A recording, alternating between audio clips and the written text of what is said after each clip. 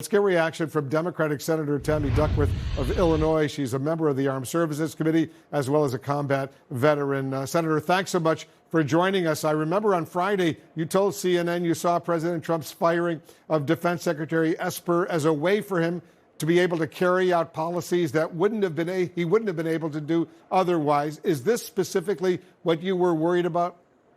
This is exactly the kind of thing that I was worried about, Wolf. Basically, he has gutted the Pentagon at the top ranks, the people who would say no to him, and now he's carrying out a policy that he knows those leaders would not have agreed to because it actually puts our nation at greater risk.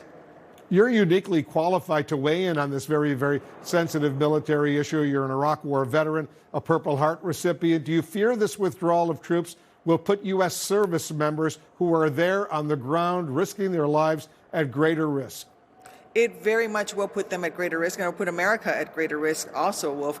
Remember that when you withdraw from a battlefield, it has to be done in an orderly way. And the way this president looks like he's trying to do, he's going to order a quick drawdown. That means that we won't be able to properly remove our equipment, for example. Can you imagine leaving so quickly that you leave behind whole caches of equipment for the Taliban to fall in on and then to use those against the remaining troops? That's the kind of situation we could be headed for if we do what what we think the president is going to do, which is to order a rapid drawdown. That's not been well planned. You know, I was just looking at Jake Tapper's report.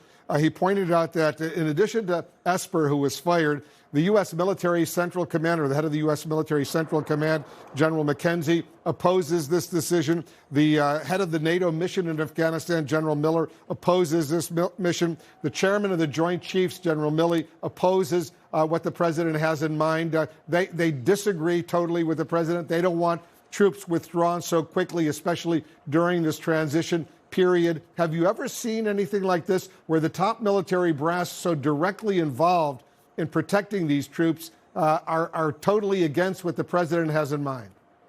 No, I have not. And for what I've not seen is a president to go against what the top military leaders, the ones who have literally decades of experience, many of them having fought in multiple wars, they know what they're doing. They know the logistics that it takes in order to withdraw troops. And to have a president, a commander-in-chief, not listen to those advisors and in fact start firing them so that he can do what he wants to do. Remember, Wolf, that the transition time to a new president is some of the most dangerous times for our national security. In fact, 6 weeks after President Clinton took office, the first World Trade Center bombing happened. Our adversaries wait for us to do something. You know, after President Trump took office, Syria launched a chemical attack. When President Obama took office, within the first 4 months, North Korea had launched a rocket and conducted a nuclear test. And of course, we know that in President Bush's first term, in the very first 8 months, we had the 9/11 attacks. Our adversaries look for the transition period as a time when we are most distracted. And for us to be most distracted and then have the top leaders be fired by this president, who then orders an immediate drawdown, is just prime ground for our adversaries to look and see what they can get away with while we're distracted. Well, what do you think, Senator, what do you think U.S. allies make of President Trump's refusal to accept the results of the election as he purges military leadership? Perhaps more importantly, how do you think our adversaries right now are viewing these actions?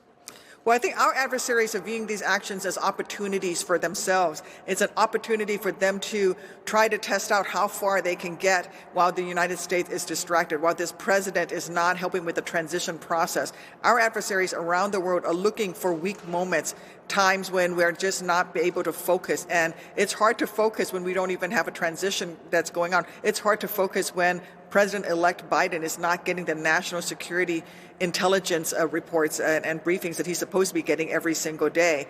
This president, our current president, is endangering America and the ability of the next president to do his job. Yes, totally outrageous that he isn't getting, that Biden isn't getting these daily briefings. He's going to be the president in a matter of a few weeks. He's got to know all the latest information that's going on. Senator Duckworth, thank you so much for joining us. Thanks for having me on.